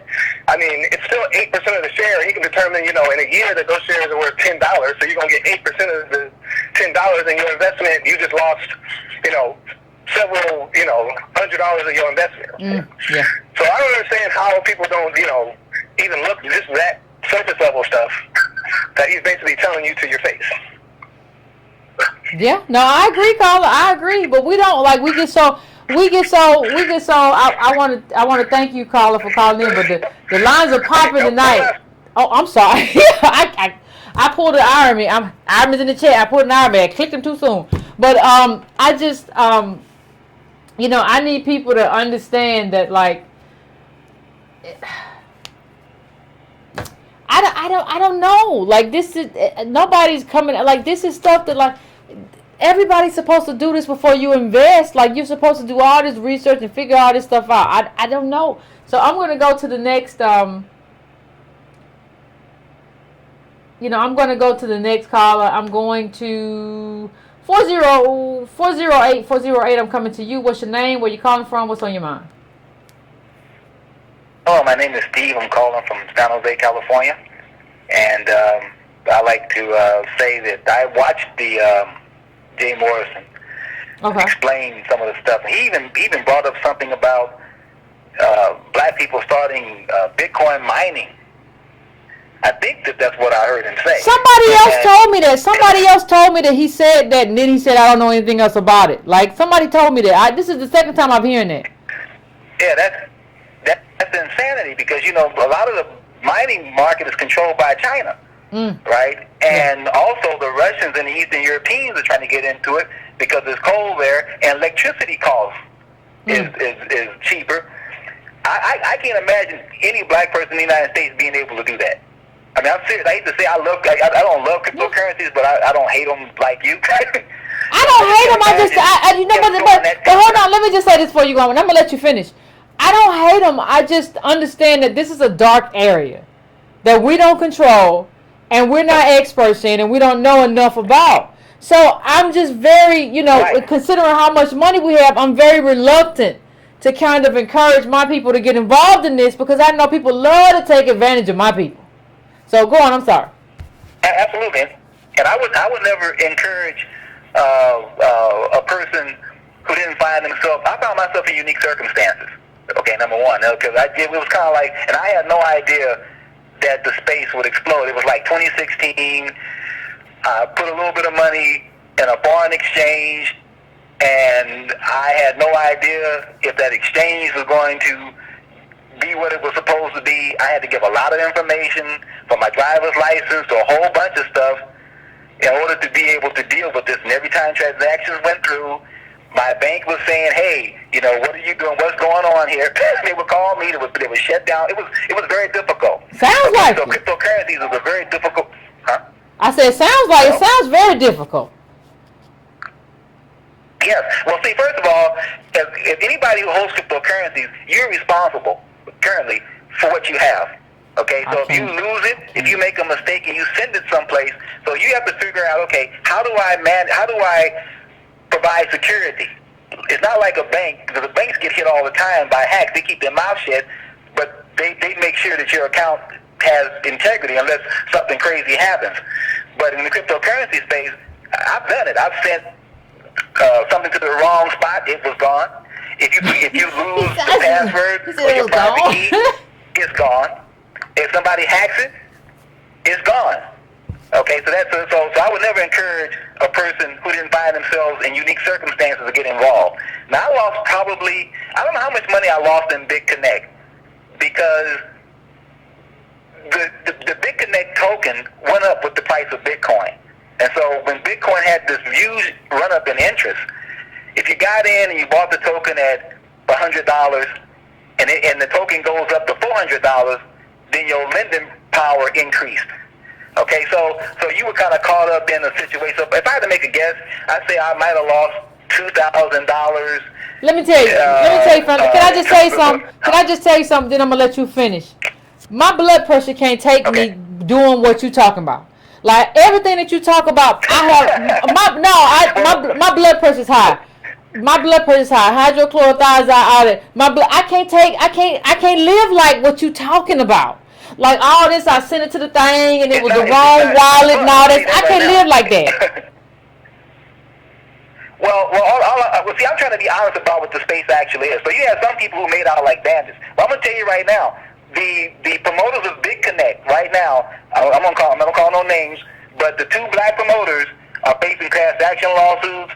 One of them already had to testify or talk to the SEC and be spoken to by the FBI. So you know they're building a case against them. I knew they was in trouble even when things were looking good. And one of the top people, or at least one of the people who may have access to the top people of BitConnect outside the country, I heard recently got kidnapped. So it wouldn't surprise me. Bag over your head and take you out. Can you understand? I will have a stroke. Please don't ever throw me. I don't care. It's a joke. Don't you throw a bag over my head and take me nowhere. Go ahead. Hello? I'm here. Go ahead. Go finish yourself up. You know, I had other areas of my life. I mean, my mother was paralyzed from the neck down for 30 years, and my life was tied up with years. I got other issues, but all I'm simply saying is the cryptocurrency space is not a space for the faint of heart. The price went to 20,000, you know, and is now like 6 and may drop further. Well, there's all kind of things happening in the space as far as people with ideas. But who knows? I don't know. I do not advise. I don't know how you can be black, fam, without having a faint of heart. You know, I don't know. I don't know how you. I'm faint of heart. You better get that stuff. Well, okay. I mean, it did look. I mean, some people wanted something for nothing. Yvette. Some people thought they was going to put $100 in BitConnect, and that was going to turn into 1,000. That was going to turn into 10,000 to 100,000. Matter of fact, a whole lot of people wanted something for nothing. They showed them black guys with these sports cars and these nice women with these big butts, and it was looking good. I ain't gonna lie to you. Okay, a lot of the promoters were living in luxurious hotels in Miami. All right, Carla. At the height of BitConnect. Hey, Carla, I hear you, and I believe you. I won't tie you up in there, you bet. But I will say you looking good without all the rap stuff. So hey. Thank you. Listen. Thank you, Carla. I appreciate you. Moisturizer at the Walgreens. That's all I do. I don't. Y'all, everybody crazy. What you talking about? People with big butts and stuff. I don't even understand what's going on in the world no more. Every time I turn somewhere, I don't understand what's going on in the world. Big butts? Like he said, they had big butts and sports cars. I can't take it. And nice clothes. I can't take no more. I don't know what everybody's doing. I'm more than happy to just live my life and have a cup of tea every morning. And sometimes a cup of coffee, depending if I want caffeine in my system. I can't be dealing with nobody, throw nobody, kidnap nobody, or I have to go check these accounts all the time and see if my stuff, and if my stuff ain't right, who I'm gonna go to? Like who's in charge of all this stuff, Ripple and all? I can't. What you want me to? I don't have no kind of recourse. Y'all try to. Ooh, I'm so happy I wasn't stupid enough to get involved in all this stuff y'all talking about, because I'd just be a mess. Just a mess. It wouldn't be no breaking my episode. I'd just be a mess. Anyway, I'm going to 210. 210, what's your name and where you calling from? How's it going, Yvette? Pretty my good. name is Derek. Hi. I had called in a while ago. This has been a while when you guys were talking about Uber. And I'm an investment banker. I work for Morgan Stanley now. And I've been doing this for about 15 years. And I'm going to try and make this concise so that I don't overwhelm people. Thank you. I appreciate it. I looked at the gentleman release. It's laughable. The deal with it is, if you look at it, what the guy did is he allowed people to invest in a Regulation A. A Regulation A was created by Obama in 2012. Okay. It was the Jobs Act. That's how all this stuff started, to lessen the regulations on people who wanted to crowdfund. Essentially, what you guys are doing is donating money, crowdfunding. If you look at his perspectives, which is what Antonio had linked to in his video, if you read through it, you cringe and cry. it essentially says that I think the guy had about $15,000 in deferred cost inside of the fund. There's no money. There's no revenue. There's really no plans for the company. It names him as principal for the company, meaning that he would be the primary person conducting the transactions. Generally, he's asking for $50 million of max because that's what the law will allow. There's no state representation, meaning that he doesn't have to disclose any financials to the state or to the federal government under Regulation A. I would implore your listeners, and you as well, go look up Regulation A and look through his prospectus, and that's exactly what he based it on. I've probably done, I don't know, maybe 200 of these during the height of the financial crisis before everything crashed. And I'm not going to call it a scam. I don't want to disparage his offering, but it's very peculiar how it's worded and what he's looking for. Okay. And I think it's absolutely despicable the way that he's releasing the offering and trying to draw people into the investment, you know, with the cars and the women and the high life. And, you know, you're asking for $500. If you want to invest in a REIT, go to the NASDAQ, go to the stock market. If you have that money, if you have it, do it. Go through, you know, the NASDAQ, go through your broker, go through Edward Jones, someone, right, where you at least have a chance of making money in the market, where you have collectively, you know, millions of investors behind you, and, you know, the market goes up and down, and you can define your risk. This guy is doing is a donation.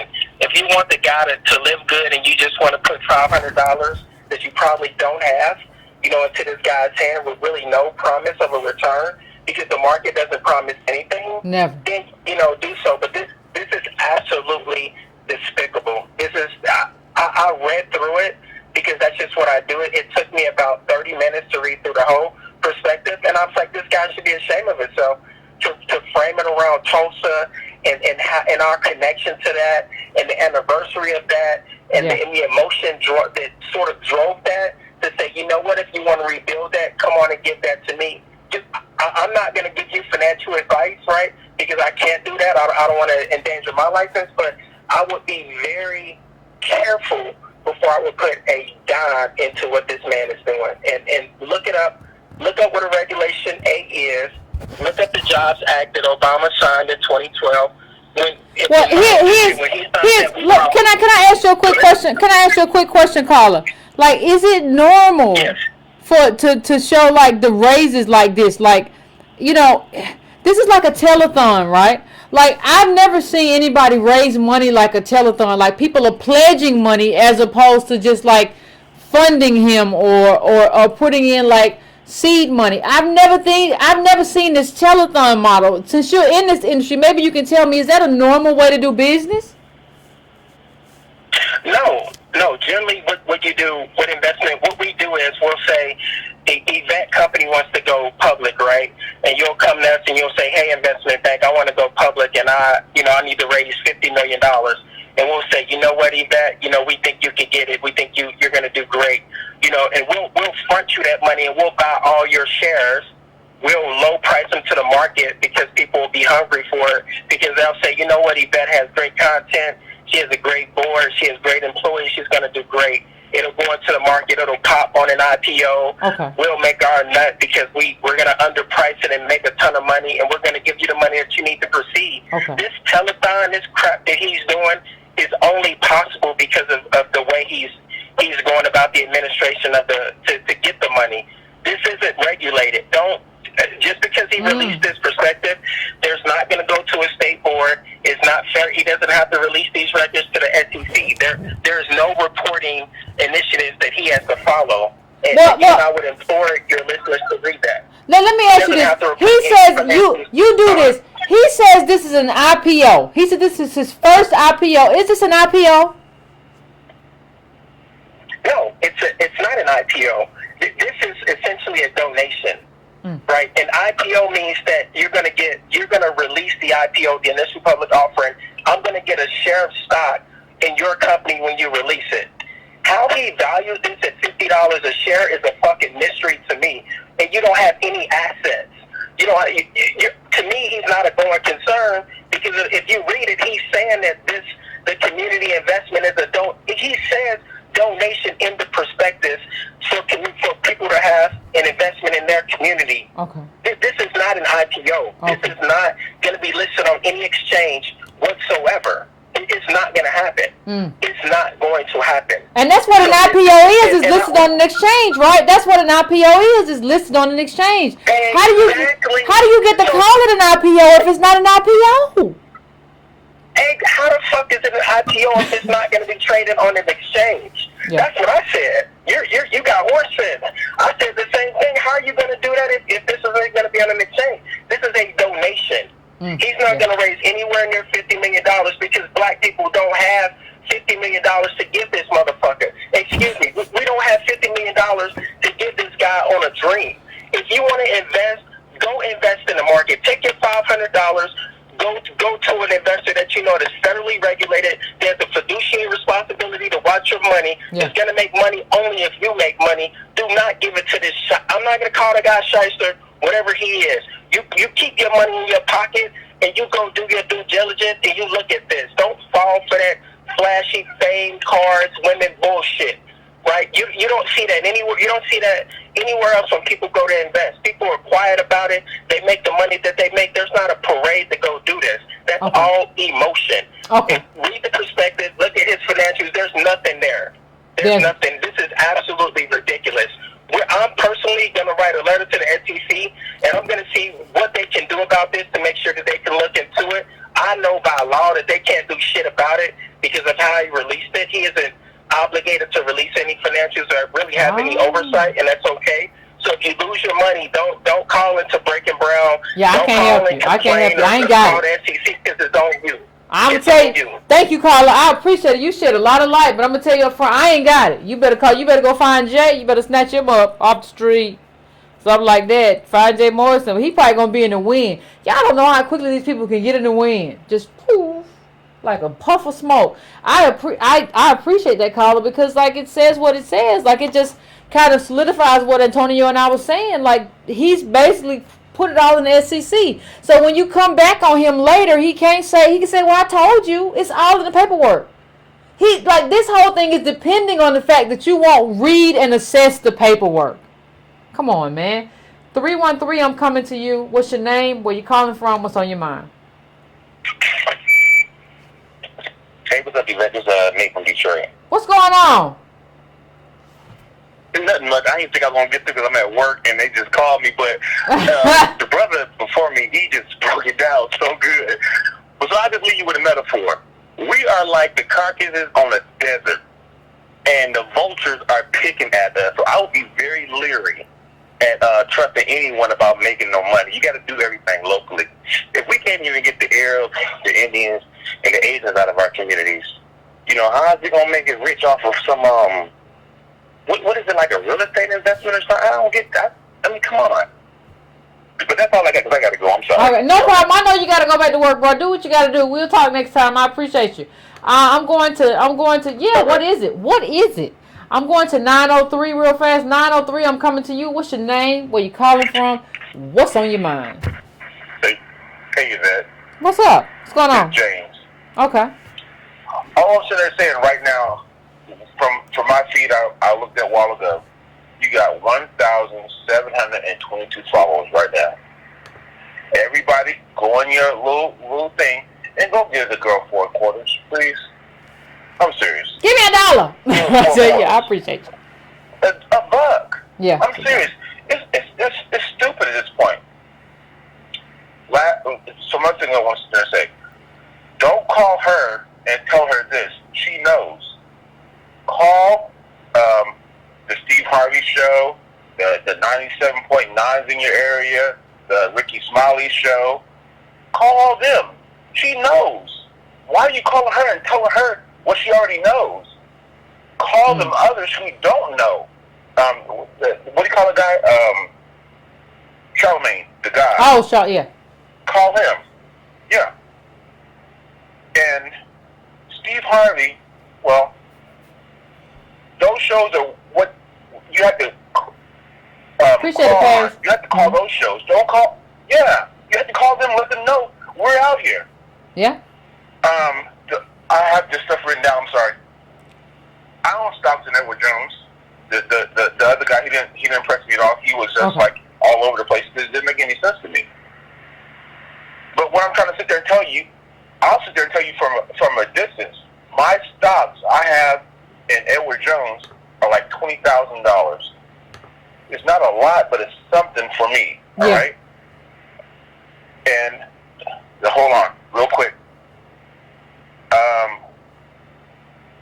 When I was, I used to drive my truck, right? I used to own my own money, drive my truck. What I used to hate about government was all the regulation they put into trucking. It wasn't so much for the fact of what they give to people. It was so much for what they took away from your business.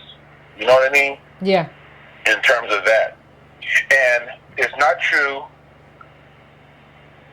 Well, I went to the Shark Tank audition. You know Shark Tank that comes out. Oh, you went to the Shark Tank? On 80. Twice. Okay. And they had young white teenage kids. They have no idea of what you're talking about. From our community, from our standards. Don't nobody know what's going on from our community. And the first time I ever seen a Bitcoin deal was from John Stossel. No question about it. The first time I ever seen Bitcoin was from John Stossel. He brought that to the network. No joke. That's the first. That was probably in 2010, 11. I think he was talking about 16. I think that was. I'm 48 now. That was a long time ago. Yeah, no, I agree. Bitcoin been out for. Yeah, I agree. Yeah, Thanks. so. I appreciate you, Carl. I'm finna try to make my way to at least a couple more calls. We're like an hour and 56. I'm gonna try to make my way to at least 2 more callers. So 617, what's your name? Where you calling from? What's on your mind? Yvette, it's Reggie. What's going on? I never remember your number, Reggie. but what's going on? I really appreciate you taking my call tonight because I really have some perspective. I was going to chill. I done had my libations, but I'm lit tonight. Just like the sister who called earlier, Jay Morrison blocked me on Instagram too, saying I need to call in. I just need to tell you something, Jay. I ain't running. I'm too busy doing these politics. I'm trying to help pick the next DA in Boston, trying to pick the next state representative, the next senators, the next city councilors. They control budgets that's in the billions. I'm not talking to you about the $10 million that you raised. You see what I'm saying, Yvette? Yeah. Now I'm going to kind of agree with one of the brothers who worked for the funds. I'm not going to say that this is a scam. Mm-hmm. I didn't think either. It's a scam. I believe that the bullshit is right in front of you. Read the SEC report. It's right there. I don't know if I'm talking to Jay Morrison or to Jay-Z. All of this is aspiration. And when the criticisms come up, his argument, just like Jay-Z, is I got money and you don't. This is not politics. This is an individual solution. This is not a group solution. Now, I think I might have said this on Tone's show or your show. I don't remember. But I'm a real estate broker. I've only been a real estate broker for 1 year. Mm-hmm. And when Jay talks about match me your 10K, I don't want to talk to you about matching 10K. I invested way more than that into myself and into my business. Don't talk to me about match me. I've already matched you. That's number one. Now, I've only been this for 1 year. Understand, I want to show you how small in scale what Jay Morrison is talking about. I'm working with one African American DOS family whose property, when you put it all together, is already worth that $10 million that he already raised. One African American family who is tied to a boomer. Nobody under 40 in this picture. You see what I'm saying, Yvette? I see exactly what you're saying. A fraction of that 1%. trash that Bush and Obama presided over, and that's more than the entire crowd fund that Jay Morrison raised across the nation. Like, I'm already dealing with one family who wiped all of that out. Understand how small that is. I'm not saying this to diss anybody that wants to see black economic empowerment, but understand that this wealth, it's locked in. Read the stuff that Yvette and Tone is talking about. Just don't listen to them, because understand, like, I agree with a lot of what you say, Yvette, with what Tone says, and Darity, Hamilton, Shapiro, whoever, but I don't stop there. I don't just read their reports and stop. Exactly. I go look at who they cited. I look at the source data. We cannot get caught up in the cult of personality. And let's just say, for the sake of argument, that you max out this fund that Jay's talking about at $50 million. You can only get 50 properties here as far as multifamilies that generate income where I'm from. Tell me how 50 properties moves the needle for millions of black families in America in terms of restorative economic justice. Come on, man. Like, understand that, when I'm moving in real estate, I only read the data, and the work that I do even ties into real estate and politics. Like, going back to this family that's worth $10 million, who I'm talking to, when they're wanting to make moves, I talk to them like, look, we can make our money here, but you have to ask yourself the question: do you want to become gentrifiers too?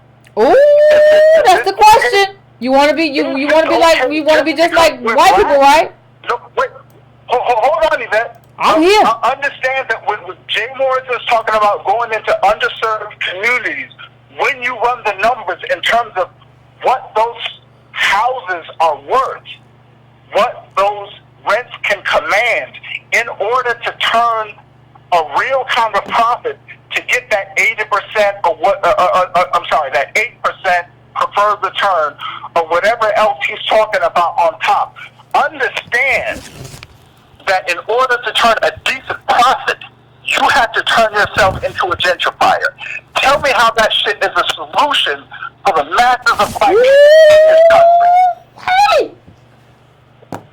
I've not even gotten into his inordinate fees. Tell me how that makes sense for you to take half of the profits for what is essentially a glorified property management. Tone's already put out the data for who's getting what in terms of percentage. They're talking about 1%, 2%. Jay's taking 5%. That's fine. That's cool. But taking 50% on the profits, on top of that, if we're talking about black empowerment, black collective economics, just kick that back to the people. You already straight, bro. You take that 5% off that $50 million, you already straight. So it's like, don't talk to me. And just in closing, when he's talking about the SEC Tier 2, crowd fund or whatever, like the brother said before, that's off the Jobs Act that Obama passed, back in the mid 2000s. It's not even something new. He's talking like he's doing something new. And understand that there's another sister out there who did Buy the Block, who was doing some work in that before him. She's already got property in Denver somewhere. Jay ain't even got property yet. Nope. So none of this is new. And that's all in the SEC paperwork. That ain't nothing I'm telling you. That's all in the SEC paperwork about his contribution or whatever. It's acting like this is new. Like, this only came out like after 2010. He's talking like it's transformative. Like, I'm the first one to do it. Everybody who's getting involved in this are the first ones to do it. He's talking like black people weren't coming together, doing business and aggregating funds and opening banks since the 18th century.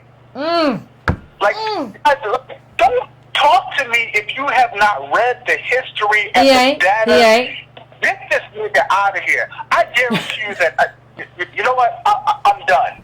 Y'all read the report, read the history. Black people have been doing this. Again, it is transformative government.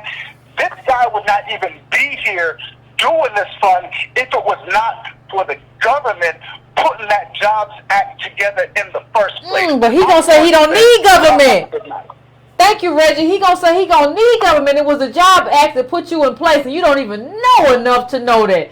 Thank you, Reggie. Thank you. I appreciate that. And if y'all didn't get anything from what Reggie said, you can go and pull up the SEC report. Do yourself a favor. If you got anybody in your family thinking about investing, if you've been thinking about investing, just print out the SEC report, and you can go through it line by line and verify everything that Reggie just said.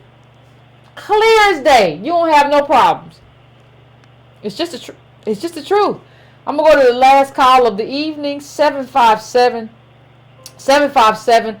What is your name? Where you calling from and what's on your mind? Hello, Yvette. It's your pick-me, Otis. What's going on, Otis? What's on your mind? Look, I'm going to make it quick, and I'm supposed to get in because you dumped me the first time around. I don't know how it happened. Let me tell you a quick story. New Iberia, Louisiana, 1994. I went there doing a HUD project, and guess what I ran into? The people who were doing the HUD project was a husband and wife team, and guess what their scam was? What? Building funds for black churches. So, after I'm supposed to be there about 6 weeks, I'm doing this HUD project, 65 unit with the government, and what ends up happening is they send me over to the church. I get to talking to the pastor, and I find out they've been running this scam for over a year on this building fund. Okay. So, I read a little Voltaire. Voltaire says, judge a man by his questions. But I'm going to give you one I learned down in New Iberia. Okay. You can judge him by his questions, but you can better tell his character by the questions he will not answer. Oh. And that's what happened with this man. When I started asking him how come this project was taking so long, he got all upset with me. So what I ended up doing, since he had me signing purchase orders and receivables, I decided the next day that I was no longer going to sign for anything. So he got all nasty with me, but I'm going to tell you the short end of the story. I ended up going to Baton Rouge, which was the HUD regional office, taking all the information. Him and his wife went to jail for the same scams that you were putting up when I first came on your show, showing the $3 million that was raked out of his churches. I'm going to tell you, the people you saw with the $3 million, they were just a big scammer. That went on from 1980 on. Really? The savings and loan crash of the savings and loan. Black investment people were going all over the South, getting these small churches to do these building funds, using their connection to the government, getting $50,000 to $60,000 loans at each one of these locations, then eating up all the money with fees and dragging out these poor black pastors. So I'm going to tell you this. The technology has made it even easier for people to do it. And I'm going to bring it back to your boy Jay. I listened to him 3 times, and I'm going to tell you, there's not a single con artist that doesn't tell on himself in the midst of his con because it has facts. He actually showed you he's involved with 3 different companies on that whiteboard, and that he's paying the company. He threw out some names of 7 or 8 different people, and I'm going to ask you this. If you got $500 to invest in his fund for Tulsa, using a well-qualified name, bringing in the emotion, why is he, on August the 17th to the 19th, I think, going to have a investment summit that involves Boyce Watkins and 6 or 7 other people who have supposedly worked for 2.5 years to bring this fund to its point? And guess what the price point is for this 3-day summit? What is it? $497. $3. So you got to give another $500. Is to go to this investment fund in August. I tagged you, and I even sent it to you in your email because you know I like to keep verified stuff. But here's going to tell you another thing that happened. Okay. The whole scam with the guy Julian Gordon, that is a marketing ploy, and I guarantee you, boys, and I don't care how they can find me, my stuff is public. Boys and his son and this gentleman are all in a marketing scheme because he just did Jay just did a little short clip, supposedly interviewing Julian Gordon, who has done a TED Talk, because he's an investor, I see some of the people in the chat room understood that his parents are doctors, or well, the dad's a Jamaican doctor, and I think the mom is some other professional. Now wait a minute. So this person who's talking about how they gave out this money is connected to two parents who are doctors? Yes, and he supposedly bought the $40,000 investment. But Jay didn't know that it was him that bought the $40,000 investment. So I'm telling you, this is all part of the marketing ploy to supposedly say, "Oh, you're the major investor. Now I hope somebody comes in at $41,000, and then the honorary. If you do it before the 12 o'clock on July the 19th, we would make you an honorary investor because you can have your name in stone on any memorial we built." I can put my own name in a brick, Negro. I don't need you to put my name in a brick. Thank you. No, I'm just saying, I don't need Jay Morrison to put my name in a brick. I can carve my own name in a brick if I want to. I don't need you for that. Thank you, but no thank you. And then I want to say one other thing before I leave and tell you how good a work you're doing. Here's a kicker. Obama is the one that relaxed the rules that even made this scam possible. Ain't that a damn going away present? I'm just so tired of this. You're scamming Negroes. Keep doing what you're doing, sister. Thank you. I appreciate you. And you know the funniest thing, black people? I don't do any black respectability stuff or nothing like that. But it's funny that everybody told us to go to college and learn stuff. And I go to college and get a political science degree, Howard University. Antonio goes to undergrad and get a law degree. And then y'all come in and y'all don't care about what we got to say. A lot of these people, you just be believing like Jay-Z's a high school dropout. I think Jay Morrison's a dropout too. And like all of a sudden, like, I can't even question them. What was the point of me even going to school then? Why did I even invest all this time and energy into reading and trying to figure stuff out if when I got out, my people wouldn't even respect the contribution that I have? What would be the point? Good God Almighty. I mean, so listen, black people, if you're gonna invest in this or whatever you're gonna do, please pull up the SEC. Please pull that up. Please check it out. Please read it. Please do your due diligence. I guarantee you're going to see some things in there that's going to make you say, this is a red flag. This is a problem.